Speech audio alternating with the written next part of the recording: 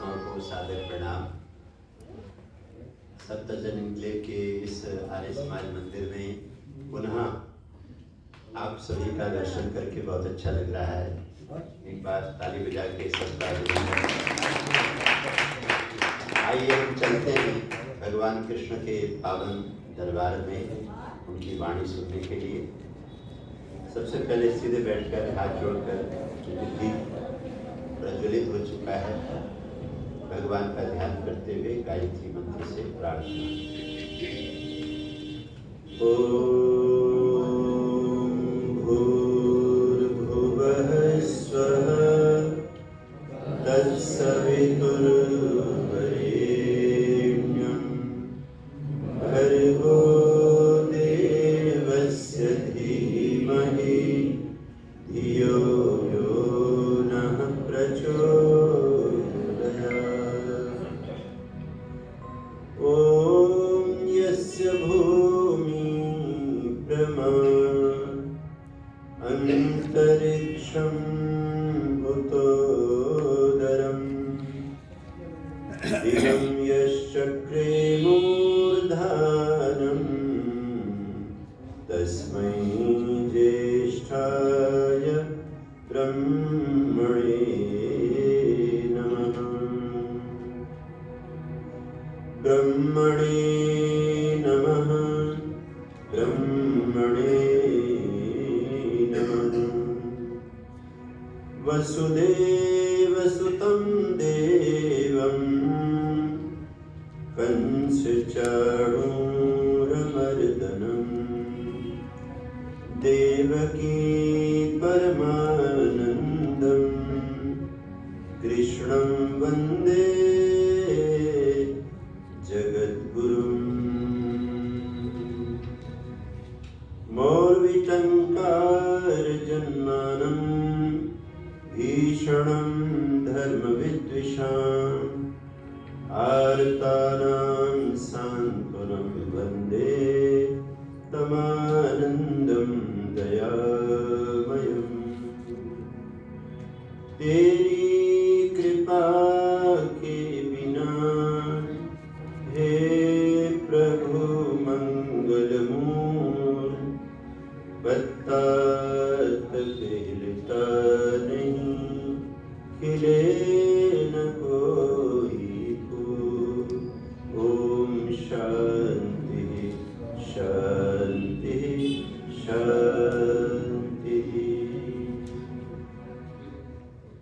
कथा के इस पावन दरबार में अपनी संगीत की सुर लहरियों से परिपूर्ण भजन प्रस्तुत करने के लिए हमारे मध्य में संगीताचार्य देवार्य जी, यहाँ के धर्माचार्य आचार्य कुलदीप जी,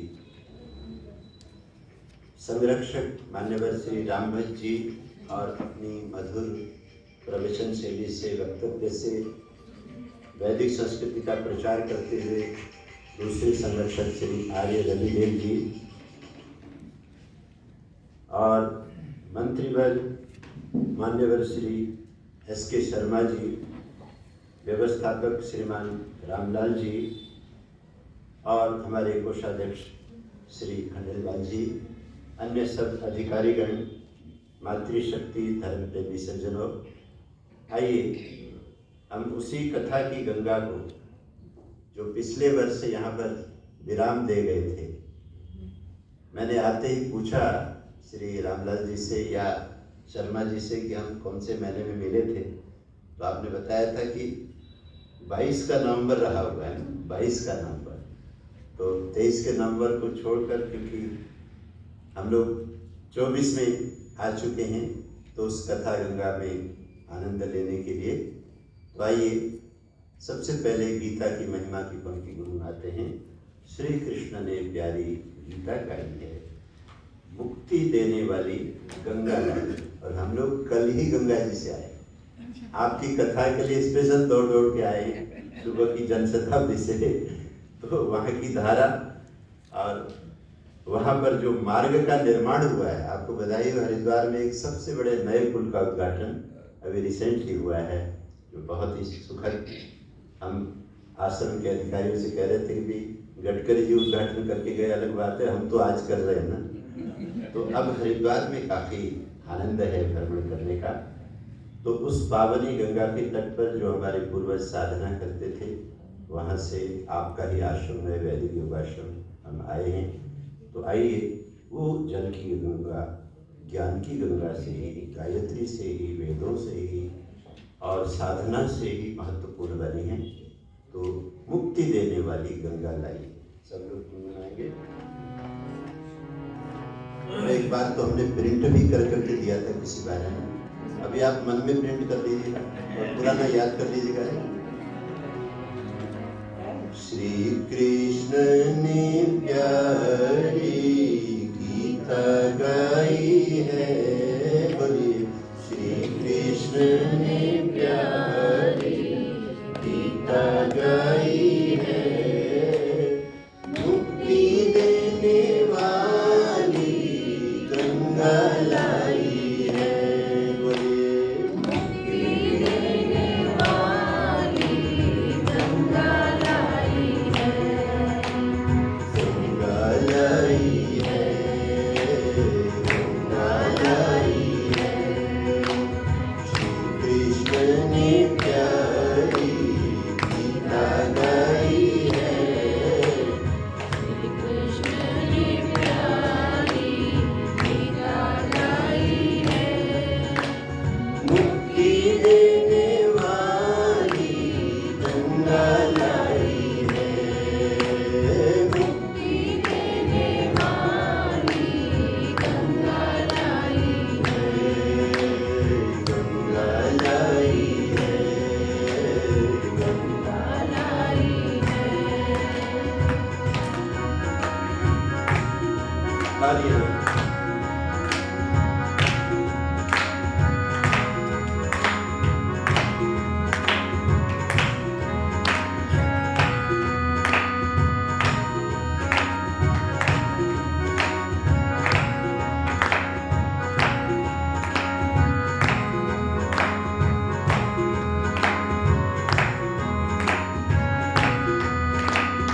चारों वेदों में जो ज्ञान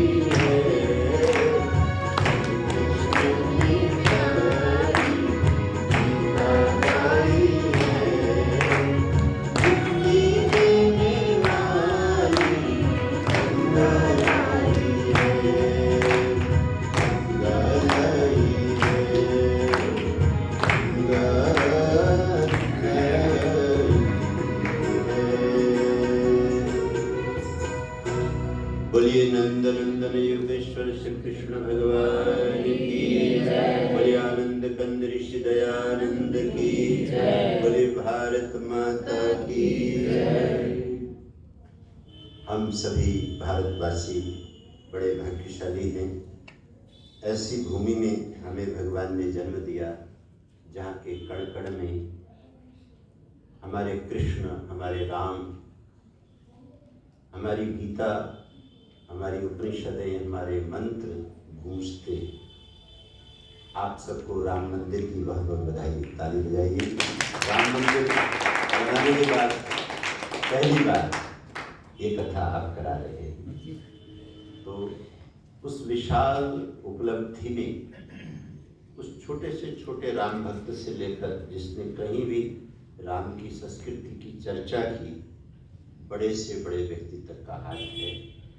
जैसे किसी भी भवन में छोटे छोटे सीमेंट के कण, छोटे छोटे कीले, छोटी छोटी चीज़ें उसको पूर्ण करती हैं, तो पूरे विश्व में जो हमारी संस्कृति के प्रेमी थे उनकी आहुति से ये यज्ञ संपन्न हो पाया। मुझे उस दिन अच्छा लगा, हमारे आरएसएस के बंधु, जब मैं द्वारका में पार्क में घूम रहा था कि हम लोग राम मंदिर निर्माण के लिए दान इकट्ठा कर रहे हैं, मैंने कहा भाई हमारे घर में भी चरण डालिए, हम भी कुछ तिल फूल दें। तो भले हम वहाँ जा नहीं सकते या हम इतना दे नहीं सकते, लेकिन जो हम कर सकते हैं वो हमें करना है। तो इस तरह से हर व्यक्ति ने योगदान दिया और उसका परिणाम। तो महर्षि दयानंद जी की जो संस्था है आर्य समाज, इसका बहुत बड़ा रोल है इस संस्कृति को सुरक्षा देने में, इस संस्कृति के अंदर ताकत भरने में, इसे सबल बनाने में। ध्यान रखिएगा, कोई भी चीज अज्ञान से ज्यादा दिन तक थामी नहीं जा सकती जब तक उसको ज्ञान का आधार नहीं। इसलिए ये भी बहुत अच्छा पर्व चल रहा है, ज्ञान ज्योति पर्व। फिर ताली बजाइए। ये महर्षि दयानंद जी का ज्ञान ज्योति पर्व। आर्य लवदेव जी, हमें द्वारका के जो हमारे मंत्री हैं कालराज जी का फोन आया, वो आएंगे शायद आपसे आपके कार्यक्रम में। मैंने बोला मेरी कथा शुरू हो रही, आपको आना है द्वारका से। लेकिन हमें ऋषि का एक चित्र लगाना है आपकी सोसाइटी में। मैंने कहा मैं जरूर सोसाइटी के लोगों से बात करूंगा। तो कल ही उन्होंने आके बहुत बड़ा लगा दिया। आज ने कहा भाई इतना बड़ा तो सोसाइटी में नहीं चलता, लेकिन आप ले आए ऋषि को फोटो, तो उसका धन्यवाद। तो भाव है किसी भी तरह से आप अपनी संस्कृति के प्रचार में लगिए और काम कीजिए। भगवत गीता की कथा की सेवा मेरे हिस्से आई, और आज से नहीं, इस कथा को करते हुए लगभग मुझे 30 वर्ष के करीब होने को है। 30 वर्ष से मैं ये गीता की कथा विभिन्न स्थानों में करता हुआ आपकी गलियों में भी आता रहा। तो ये मेरा सौभाग्य है कि वेदों की कथा, उपनिषदों की कथा और साथ साथ में पैरेलल में गीता की कथा, फिर बड़े बड़े यज्ञों का ब्रह्मत्व अनुष्ठान, आश्रम के शिविर, सब भगवान की कृपा से चलते आए हैं। तो हमने पिछली बार कथा की थी 17वें अध्याय की, जिसका विषय था श्रद्धा त्रय, है ना। माता जी गाई थी, माता जी को याद होगा। हाँ, श्रद्धा त्रय, तो श्रद्धा के बारे में था। अब हम आगे चलते। हमारे योगेश्वर भगवान श्री कृष्ण ने जो कुछ भी कहा वो योगमय, इसलिए गीता का हर अध्याय महर्षि व्यास जी ने उस अध्याय का सब्जेक्ट दे दिया, वो एक अलग योग बन गया। तो आरंभ होता है विषाद योग से और समाप्त होता है मोक्ष संन्यास योग से। तो ये जो हम अध्याय शुरू करने जा रहे हैं शर्मा जी, इस अध्याय का सब्जेक्ट क्या है? मोक्ष संन्यास योग। तो आइए ग्रंथ खोलेंगे। आपकी यहाँ जो ग्रंथ है उसका पेज मुझे बताइए, तो कैसा बताइए आप? 212। हाँ, पृष्ठ संख्या 212। एक ही तरह का एडिशन अगर सबके पास में है तो 212 में हम 18वां अध्याय शुरू करने जा रहे हैं। आइए।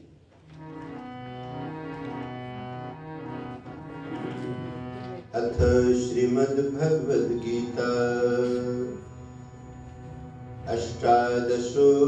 अष्टादशोऽध्यायः।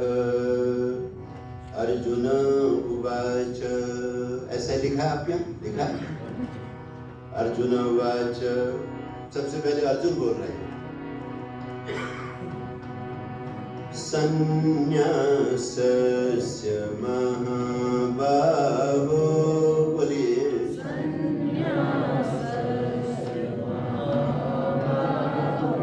हम गीता कथा भी, केवल कथा भी सुनते, संस्कृत भी पढ़ते, कैसे उच्चारण करना है बड़े आराम से आप कथा में सीखते हैं।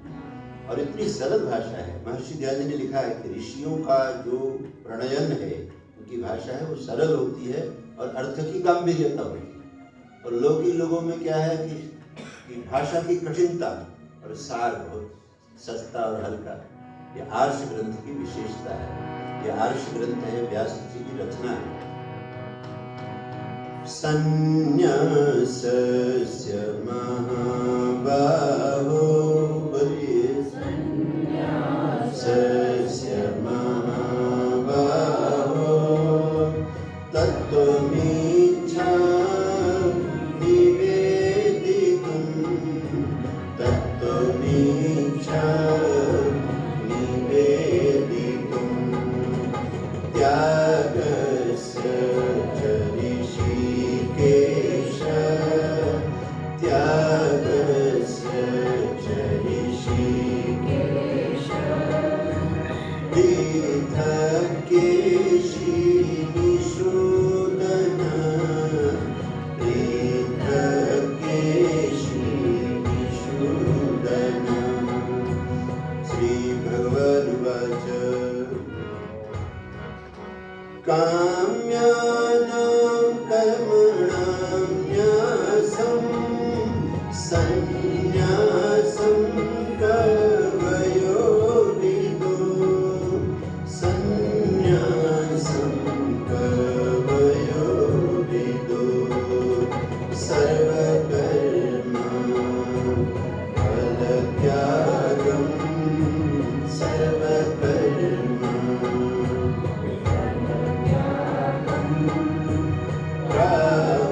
राहुस्त्यागं विचक्षणा, राहुस्त्यागं विचक्षणा, त्याज्यं दोषवदितेके, कर्म प्राहुर्मनीषिणः,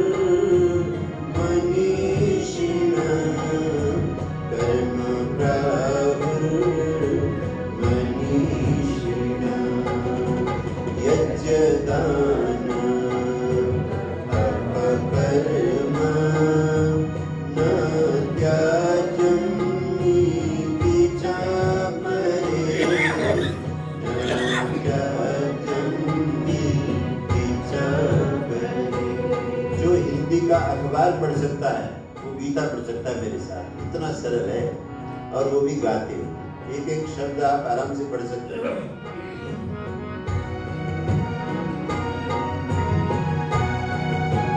निश्चयं शृणु मे तत्र, त्यागे भरत सत्तम, त्यागे भरत सत्तम, त्यागो हि पुरुष व्याघ्र, त्यागो हि पुरुष व्याघ्र, त्रिविधं प्रकीर्तितः, त्रिविधं प्रकीर्तितः। सब कुछ जानते हुए भी हमारे महापुरुष अपने आप को सबसे बड़ा नहीं माना करते। ये ऋषि दयानंद जी की भी शैली रही है। आप देखिए सत्याग्रह प्रकाश में, संस्कार वेदी में जो भी बात उनको कहनी होती है वो कोशिश करते थे कि किसी महापुरुष ने अगर बोली है, अपनी बात कहने के बजाय उनको सामने रखो। ऐसा भगवान कृष्ण ने भी किया। मनीषी इस दुनिया में है अर्जुन, बहुत पहले से मनीषी होते आए हैं। उनकी मान्यता को तू सुन। उनकी मान्यता में भी बड़ा बल है और मान्यताओं में कहीं कहीं फर्क होता है। अभी हम लोग आपके बीच में कथा से पहले बैठे हुए थे, रामलाल जी, राम बाबू आदि, तो ये चर्चा हम कर रहे थे कि विचारों में फर्क होना एक सृष्टि की ब्यूटी है, और कई मान्यता की फर्क होती है, लेकिन एक प्रेम भाव का रहना ये मानवता की अनिवार्यता है। तो हमारे महापुरुषों ने हमको ये हिंदू संस्कृति की विशेषता है, इसलिए ये संस्कृति कभी मिटेगी नहीं। जो लोग कट्टर लोग हैं वो आएंगे आंधी की तरह और तूफान की तरह जाएंगे, मारकाट करेंगे, क्योंकि तूने मेरी बात नहीं मानी तो मैं तुझे मार दूंगा। वो कहता है मेरी तूने नहीं मानी तो मैं तुझे मार दूंगा, आखिर अंत में मरना ही पड़ेगा ना। तो जिएगा कौन? जो सहनशील होगा, समझदार होगा। तो हमारी ग्रंथों में देखिए कितनी ब्यूटी है। कहते हैं कि देखो अलग अलग मान्यताएं, आज हम इस संन्यास में देखेंगे कि अलग अलग तरह की मान्यता संन्यास के बारे में कैसे कैसे। यज्ञ दान तप कर्म, बोलिए यज्ञ दान तप कर्म, न त्याज्यं कार्यमेवत, न त्याज्यं कार्यमेवत, यज्ञो दानं तपश्चैव, यज्ञो दानं तपश्चैव, पावनानि मनीषिणां, पावनानि मनीषिणाम्, एतान्यपि तु कर्माणि सङ्गं त्यक्त्वा फलानि च, बोले एतान्यपि तु कर्माणि सङ्गं त्यक्त्वा फलानि च, सङ्गं त्यक्त्वा फलानि च, कर्तव्यानि मे कर्तव्यानि मे पार्थ, निश्चितं मतमुत्तमं, निश्चितं मतमुत्तमं, निश्चितं मतमुत्तमम्।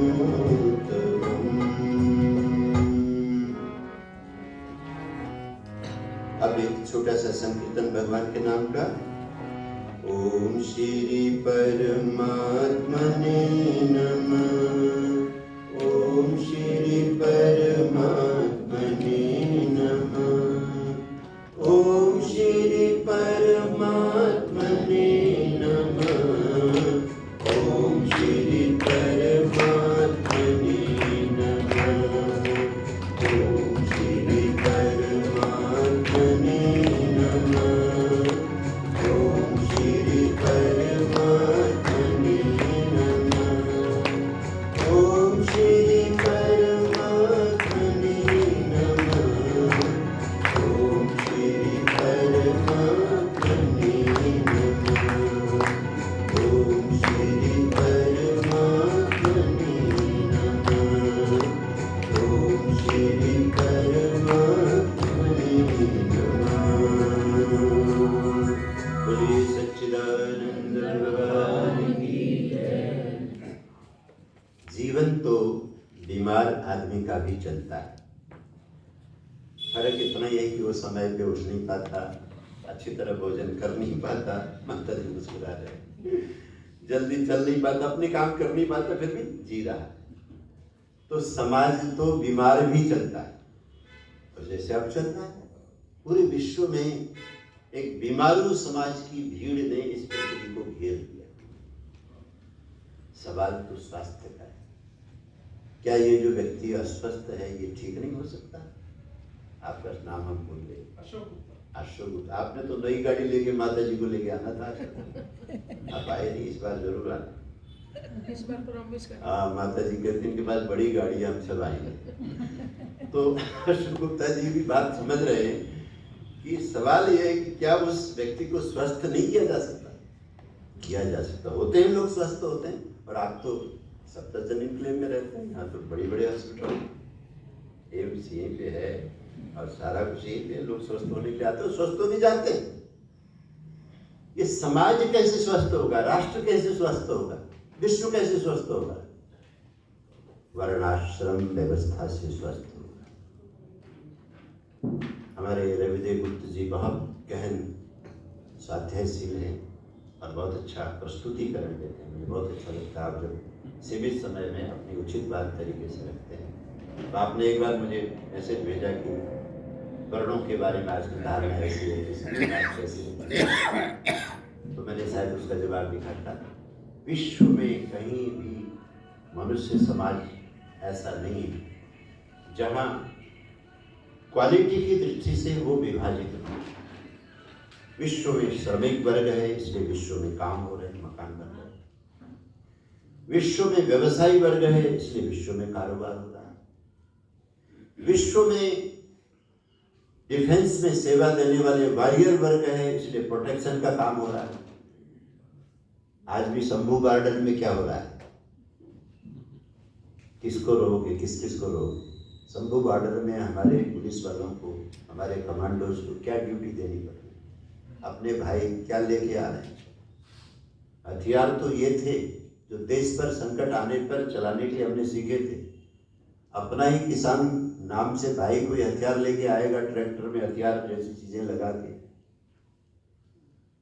तो वो जो वर्ग है वो बहुत जरूरी वर्ग है, उसे वॉरियर वर्ग कहते हैं। और विश्व में जो इंटेलेक्चुअल वर्ग है, इसी को मेरे बंधु वर्ण व्यवस्था कहते हैं।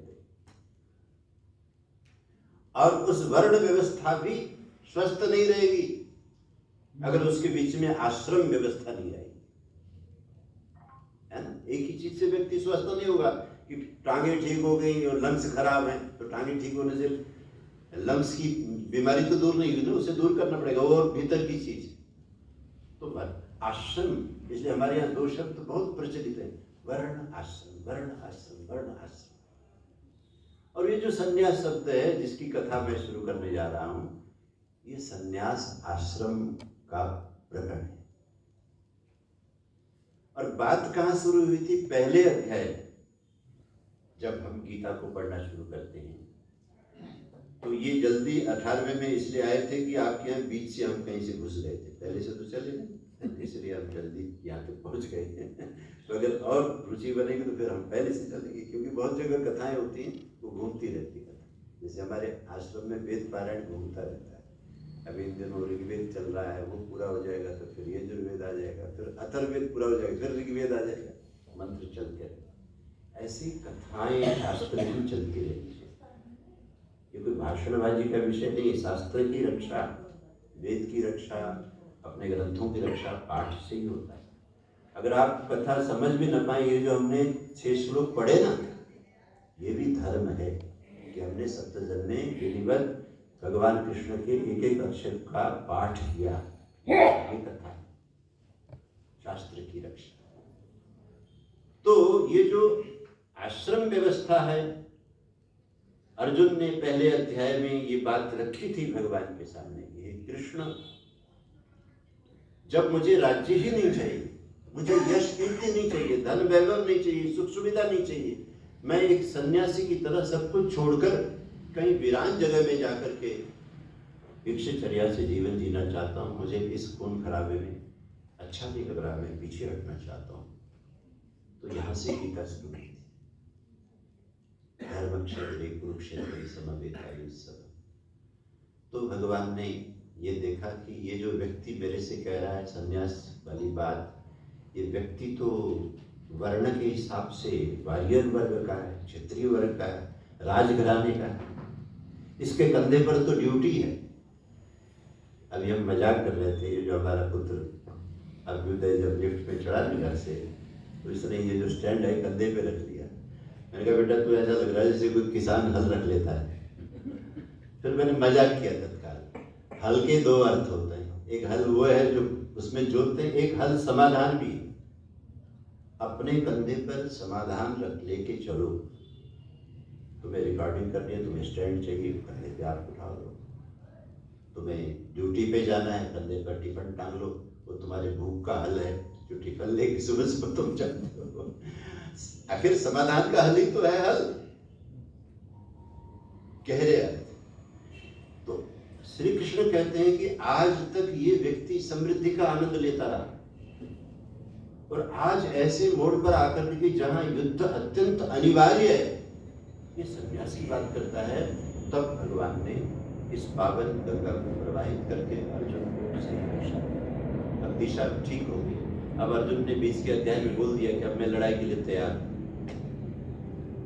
अब बिल्कुल बात समापन की तरफ है। 18वें अध्याय में आगे श्रद्धा की बात आ गई। यो यत् श्रद्धा सएव स, एक श्रद्धा, क्षत्रिय की एक श्रद्धा कि मुझे भारत माता के लिए, अपने राष्ट्र के लिए, अपने देश के लिए कुर्बान होने में कोई हर्ज नहीं।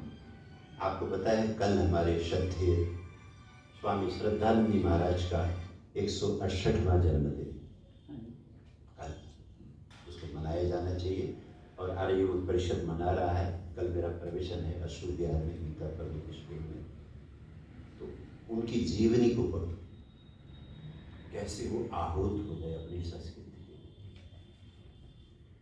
तो भगवान ने देखा कि जिस व्यक्ति को अपनी साहस की, अपने पराक्रम की आहुति राष्ट्र रक्षा में चढ़ानी चाहिए, वो त्याग की बात कर रहा है, तो भगवान ने मोड़ा और बिल्कुल तरीके से मोड़ा, वैज्ञानिक तरीके से मोड़ा। और गीता के हर अध्याय में बड़ा हमारे सबके जीवन में जितनी भी समस्याएं आती, हर समस्या का समाधान वाला श्लोक है। संयोग से अभी जिस ट्रेन से, मोदी जी की ट्रेन है वंदे भारत, भारत की वंदना उन्होंने की है, तो उसी से हम आश्रम गए थे 6 दिन पहले। देवी जी मेरे साथ में थी। संयोग ऐसा हुआ कि हमारे बगल में एक सिख परिवार की बहन किसी कार्य से हरिद्वार जा रही थी, तो उन्होंने हमारा स्वरूप देखा, अपनी कोई बातचीत शुरू की, तो बात काफी लंबी चली।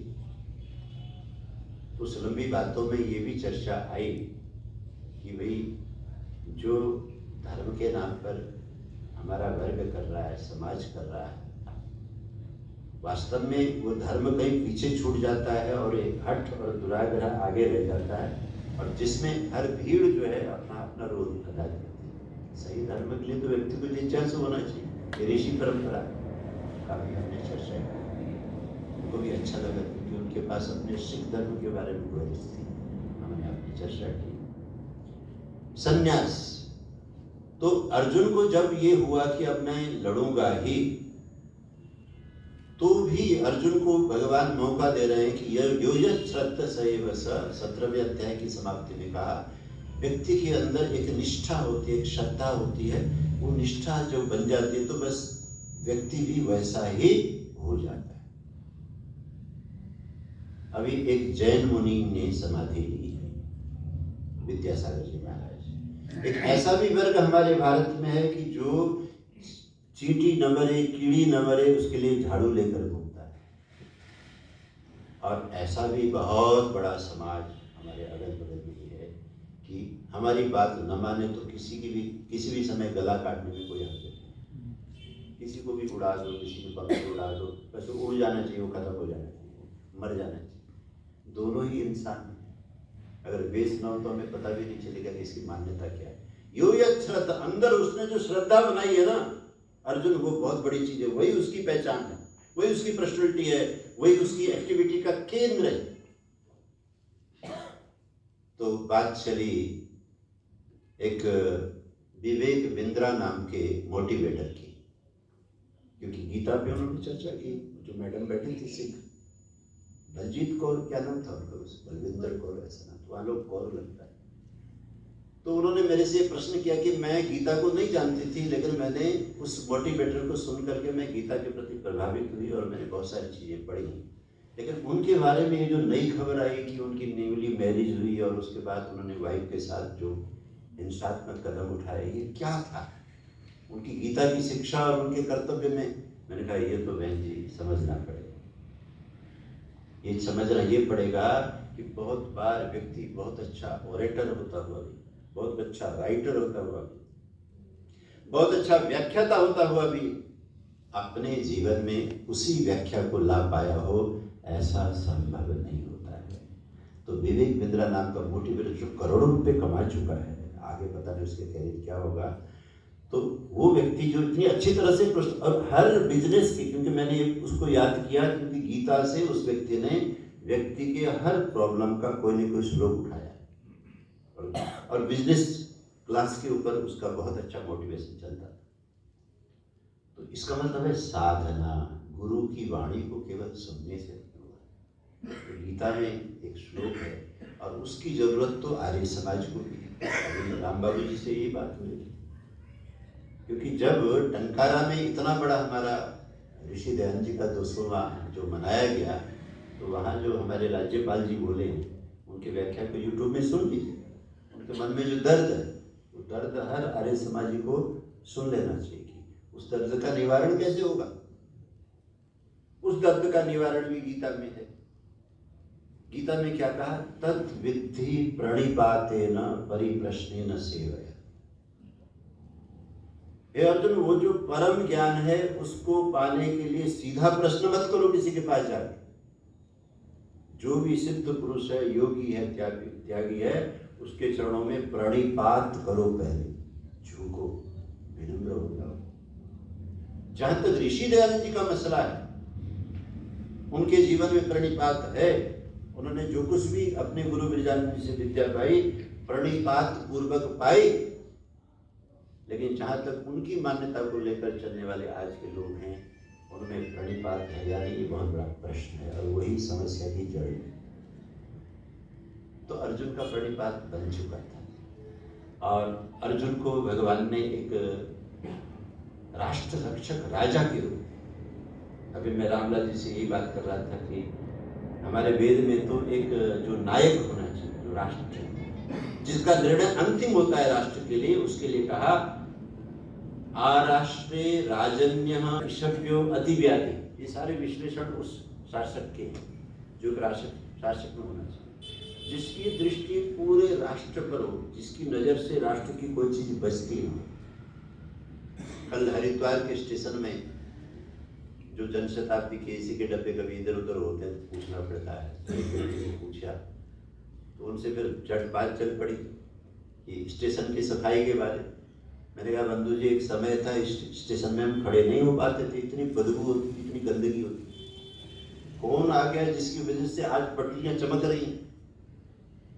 राष्ट्रे राजन्य, जिसकी नजर पूरे देश के कोने में है कि देश शुद्ध होना चाहिए, साफ होना चाहिए और विकास होना चाहिए। अपना सामान लेके चढ़ते हुए बड़े बुजुर्ग परेशान, अब एक्सीलेटर लग गए हैं, आराम से आप चढ़ जाओ, पहुंच जाओ, कितना अच्छा सुविधा। तो राजन्य, उसके भीतर एक राजा की तरह का तेज हो, शूर हो, जब कभी भी किसी पर आक्रमण करना हो तो पीछे न हटता हो। ईशव्य, उसके पास में निशाने पर लगने वाले हथियार हो, जैसे राफेल अगर लिया गया, इसलिए लिया गया, कल को दुश्मन अगर किसी बात से नहीं मानता सही पर, तो हमें हथियार चलाने होंगे। और अति व्याधि, उसका पर्सनल जीवन योगी का होना चाहिए, उसमें रोग नहीं होने चाहिए, क्योंकि राजा स्वयं रोगी होगा तो देश की सेवा कैसे करेगा। तो वेद माता का कमाल है। बोले सच्चिदानंद भगवान की जय।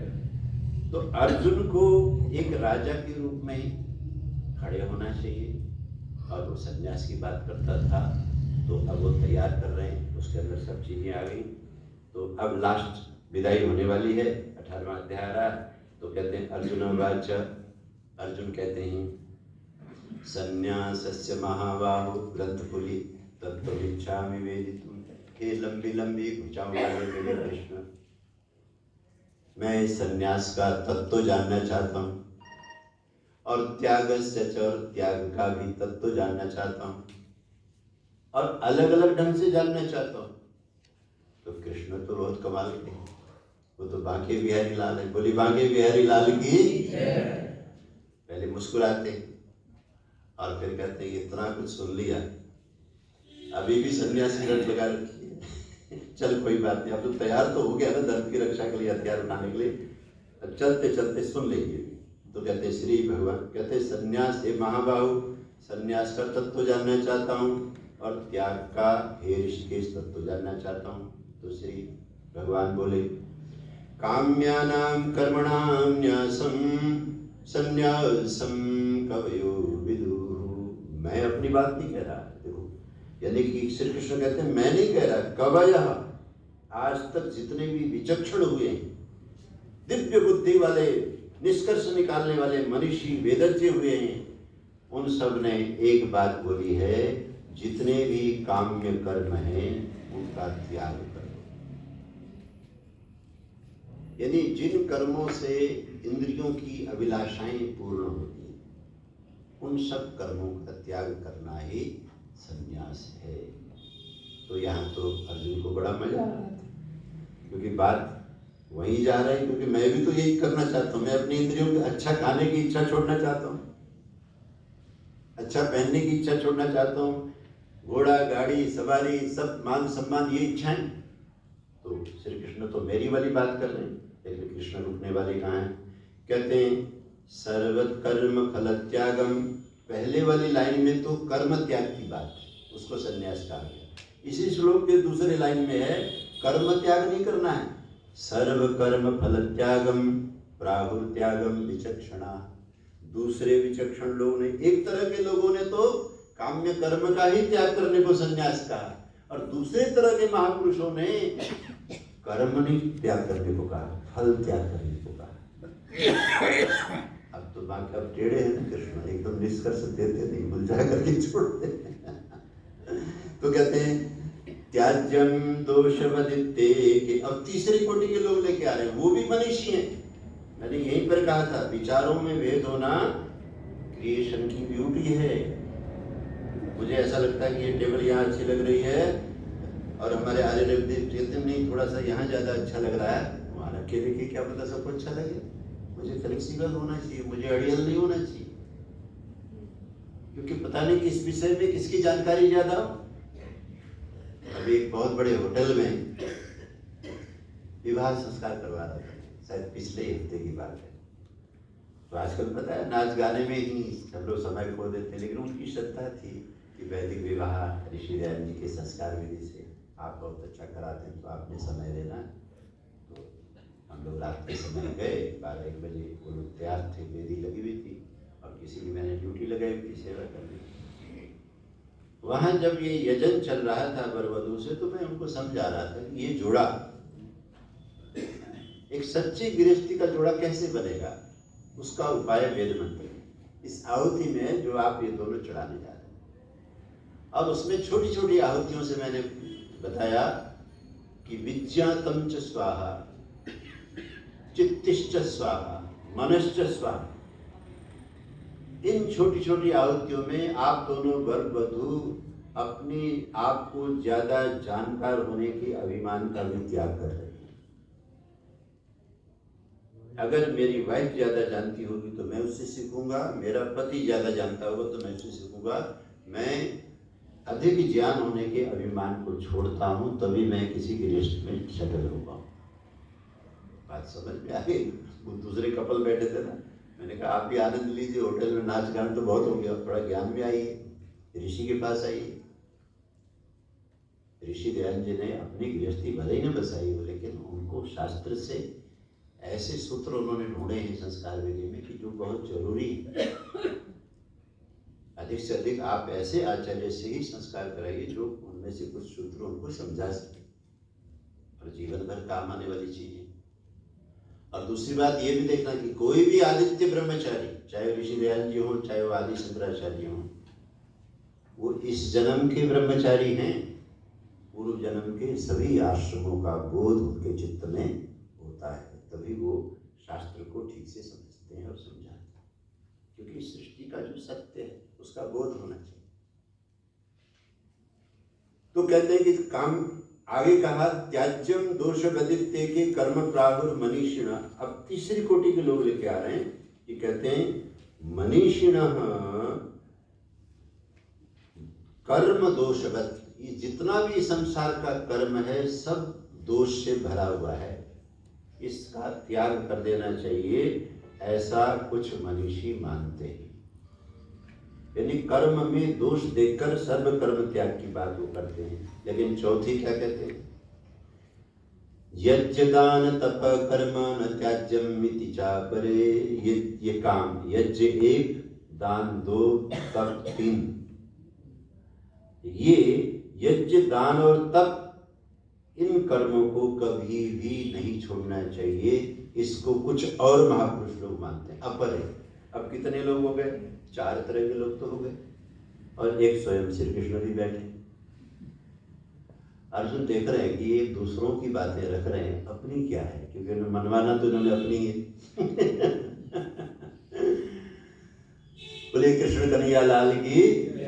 ऐसे योगेश्वर, अद्भुत योगेश्वर, जब जिस कर्तव्य को करते हैं तो अद्भुत तरह से करते हैं। तो कहते हैं सबके इन्होंने पक्ष रखे। संन्यास के बारे में अब जरा अपनी भी तो सुनाइए। तो कहते हैं ये जितने भी मत तुमने सुने, इसमें से अब मेरा मत सुनो। चौथे श्लोक में कहा, निश्चयं शृणु मे तत्र त्यागे भरत सत्तम। हे भरत वंश के सर्वश्रेष्ठ पुरुष, इस मामले में, इस सब्जेक्ट में मेरा डिसीजन सुनो, मेरा निश्चय सुनो। कहते त्यागो ही पुरुष व्याघ्र त्रिविध संप्रकीर्तित। जितना भी त्याग है वो 3 तरह का होता है। अब तो यहाँ और भूल जा रहे हैं, अभी तो बात एक ही तरह के त्याग की थी, 3 तरह की त्याग। लेकिन सभी तरह के त्याग में मेरा मत ये है, यज्ञ दान तप कर्म न त्याज्यम कार्यमेव तत्। अगर हम उस महापुरुष को मानते जो कर्म छोड़ने को संन्यास कहते हैं, तो फिर हम अर्जुन को धर्म की रक्षा करता हुआ कैसे देख पाते? वो तो बड़े आराम से छोड़ के चले जाते। तो इसलिए भगवान ने यहाँ पे इस मत को लिया कि जो चौथे प्रकार का महात्मा जो कहा था तीसरे श्लोक में, यज्ञ दान तप कर्म न त्याज्यमिति चापरे, यही कृष्ण की मान्यता थी।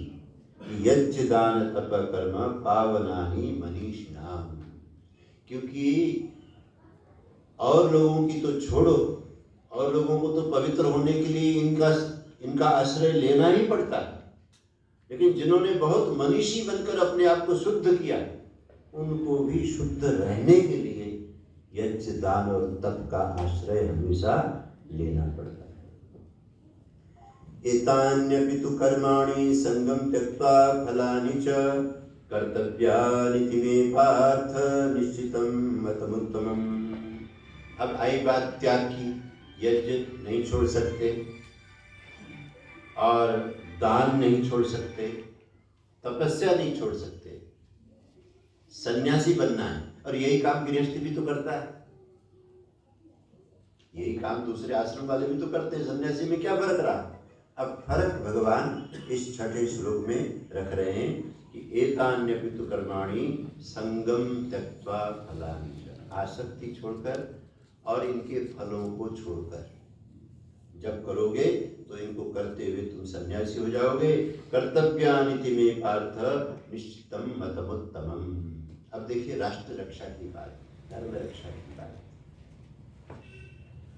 धर्म रक्षा में पांडवों का जो कर्तव्य उनके सामने आया, महाभारत कभी पढ़िए आपको रोना आएगा कि जब माता कुंती ने भगवान कृष्ण को अपने भतीजे लगते थे, उनको रोते हुए कहा, यदर्थम क्षत्रिया सूते तस्य कालो समागत।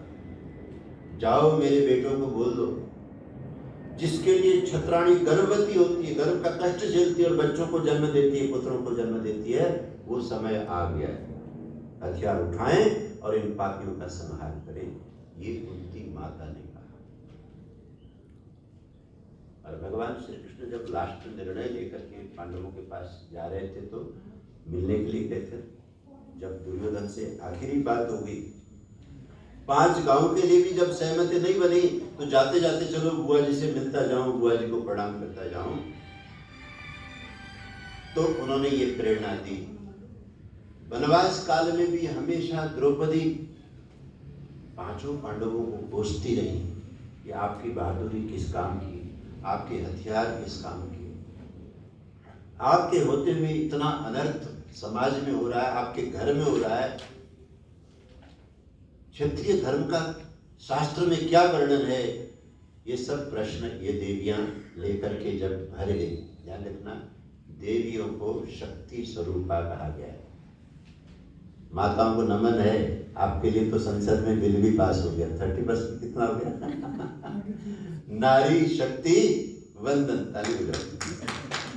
नारी शक्ति वंदन, उनको एक्टिव किया जा रहा है, वो मैदान में आए और इस समाज को संतुलित करें, सुंदर बनाएं, बढ़िया बनाएं, होना चाहिए, क्योंकि समय बहुत खतरनाक आ रहा है। पराक्रम भी उनमें चाहिए, उनके अंदर नॉलेज भी चाहिए, देश में क्या हो रहा है, समाज में क्या हो रहा है, अड़ोस पड़ोस में क्या हो रहा है, विश्व में क्या हो रहा है। केवल झूठे पिक्चरें देखकर, झूठे सीरियल देखकर, झूठे गाने सुनकर जीवन नहीं चलता है, जीवन तो सत्य पर खड़ा है। तो इसका बोध होना चाहिए। तो बहुत अच्छा ये जो निर्णय हो रहा है और इस दिशा में काम होना चाहिए। तो कहते हैं कि भगवान कृष्ण ने कहा एतान्यपि तु कर्माणि संगम त्यक्त्वा फलानि च कर्तव्यानिति मे पार्थ निश्चितम मतमुत्तमम्। अब बात आई स्वास्थ्य की। समाज बीमार हो जाता है जब सभी लोग कामनाओं से भरे हुए। समाज में ऐसा होना चाहिए कि कुछ लोग, कुछ बहुत बड़ा वर्ग ऐसा होना चाहिए जो ये कहें कि मुझे अब अपने लिए धन नहीं कमाना, मुझे अब किसी पद की जरूरत नहीं, मुझे किसी सम्मान की जरूरत नहीं, लेकिन मुझे देश की सेवा करनी है, मुझे धर्म की रक्षा करनी है, मुझे काम करना है, पहले से ज्यादा करना। उसको संन्यास बोलते हैं, ध्यान रखना। संन्यास क्या है? जिसमें आप यज्ञ त्यागमय कर्म करोगे, निरंतर दान करोगे, जो कुछ आपका सामर्थ्य है, समय दान, धन दान, सब कुछ करोगे, और साथ साथ में लेकिन क्या करोगे कि आप उनको फल का त्याग करो। न तो भगवान से कहोगे कि मैंने इतनी सेवा की, उसका फल मुझे अगले जन्म में देना, क्योंकि मुझे जन्म लेना ही नहीं, मैं तो सन्यास के पथ में। न समाज से कहोगे, सिर्फ और सिर्फ भाव से आप जुड़ोगे। और मुझे बड़ा हर्ष होता है कि भारत की भूमि धन्य है जहाँ ऐसे लोग, देखा जाए तो ये जो हमें राम मंदिर मिला, दुश्मनों के उस भयानक कब्जे से छुड़ाया जा सका, तो उन सफेद वस्त्रधारी सन्यासियों के तप से, जो घर बार छोड़कर राष्ट्र के प्रचारक बनकर गली गली भी घूमते रहे, किसी के घर नाश्ता किया, कहीं पानी पिया, कहीं सोए, और राष्ट्र की अलग जगाते हुए गली गली घूमे, ताकि ये हिंदू जाति जगे। और ये जाति जगी, और जग करके उसने देखा कि हमारे साथ क्या हो रहा है, तो उसका परिणाम ये हुआ कि हम अपने मंदिर को पा सके। जिस दिन 22 तारीख को ये उद्घाटन हो रहा था, तो आर्य समाज मॉडल टाउन गुरुग्राम में मेरा प्रवचन रखा हुआ था, 7 कुंडी यज्ञ भी था, मैं वहाँ उनको बता रहा था, तो उनके आंखों में आंसू आ गए। वहाँ के मंत्री जी उन दिनों जेल काट के, कार सेवक थे तो जेल में डाला गया, जेल काट के आए हुए थे। मैंने कहा शर्मा जी आपके लिए कितनी खुशी का दिन है, जब आप लोग जेल में रहे होंगे, जब गोली चलाई गई, जब हमारे कार सेवक मारे गए, कभी सपने में भी सोचते हुए कि कभी हम इस मंदिर को पा सकेंगे। आज कितना अच्छा दिन आ गया। बोले भारत माता की जय।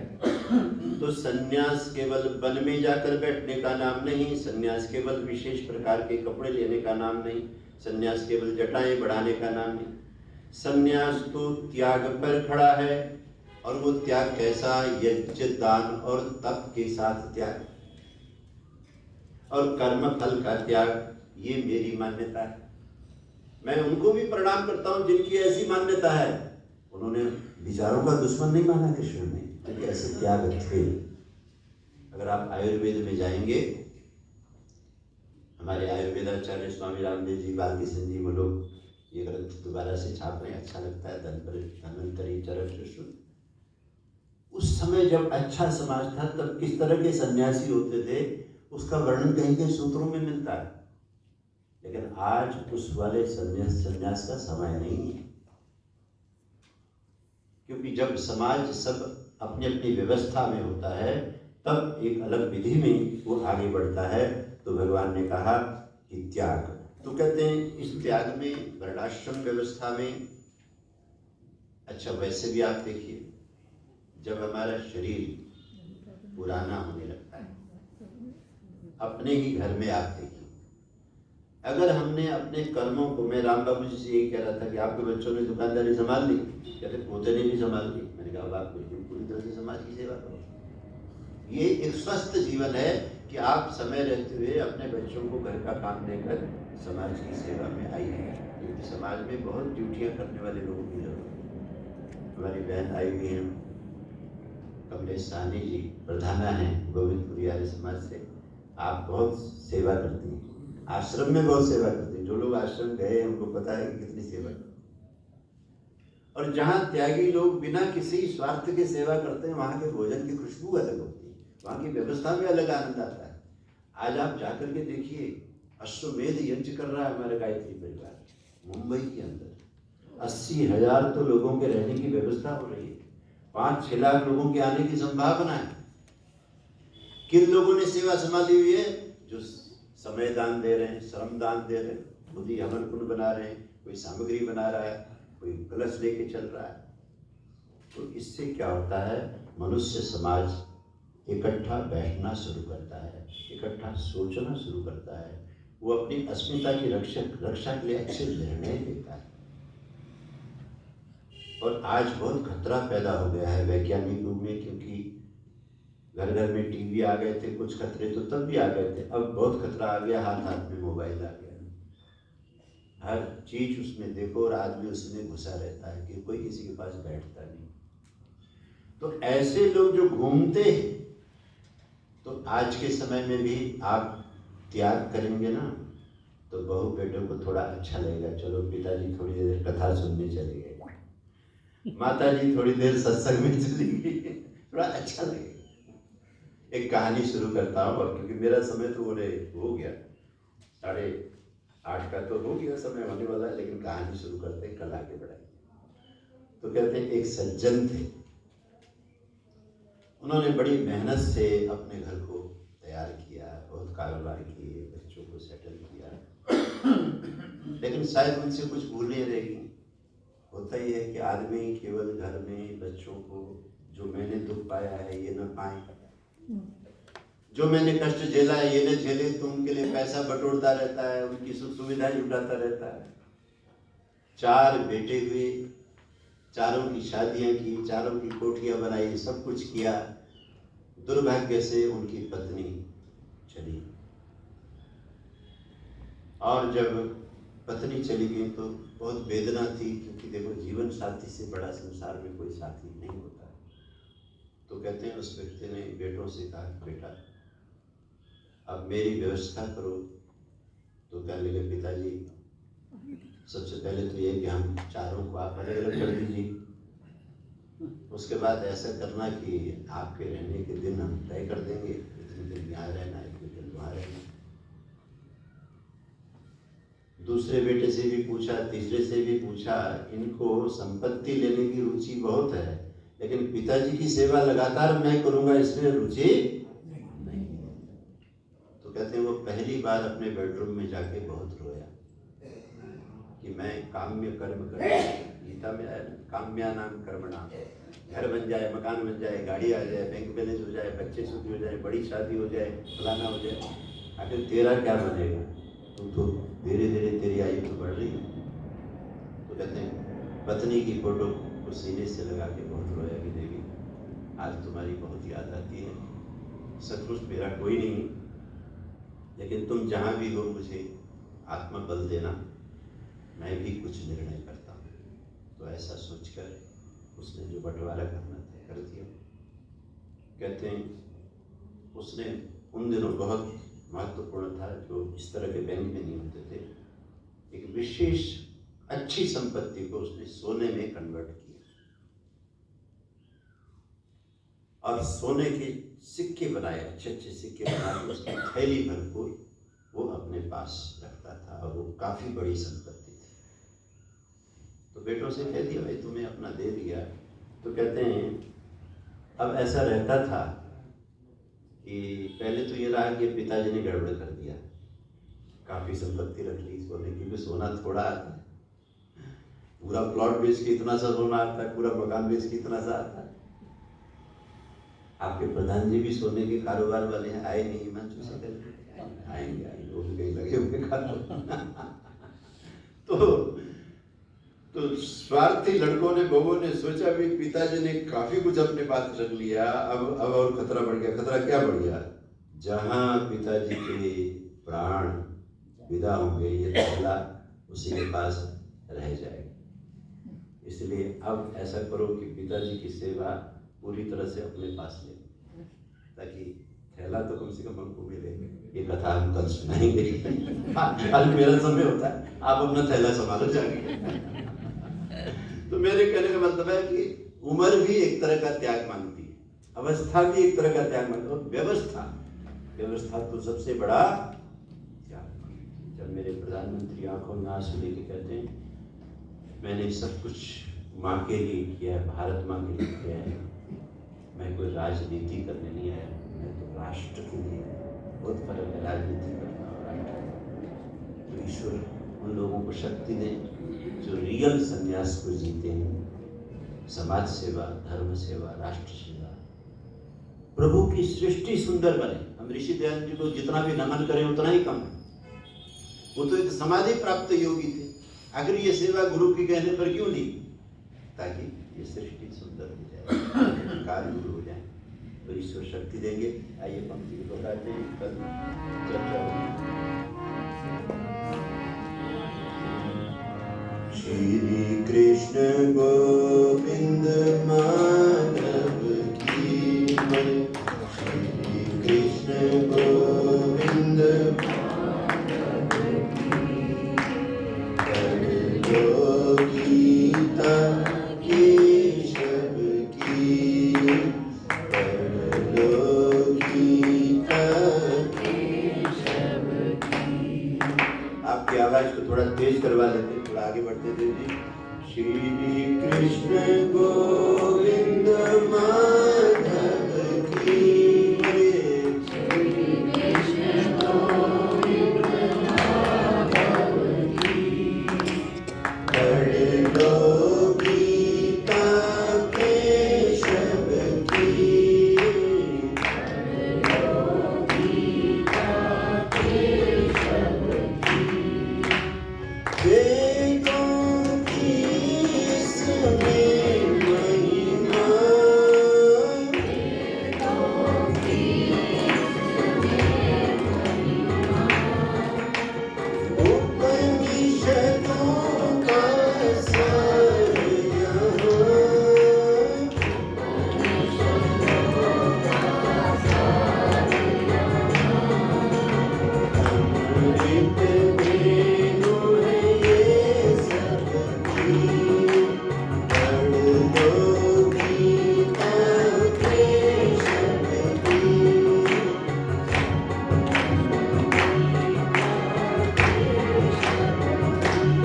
शुभारंभ अच्छा है, काफी पीछे तक आप लोग आगे बैठ गए हैं, लेकिन ये हाजिरी बढ़ती जानी चाहिए। आप लोग अगल बगल में सबको बुलाइएगा, प्रचार कीजिएगा। और हमें बताया गया, माता गायत्री जी की बात हुई होगी हमारी देवी जी से, शर्मा जी ने बहुत प्रचार किया, हर एक के घर में गए, सबसे मिले ही, कथा का प्रचार ऐसे करो निस्वार्थ भाव से धर्म की रक्षा के लिए। श्री कृष्ण गोविंद माधव की,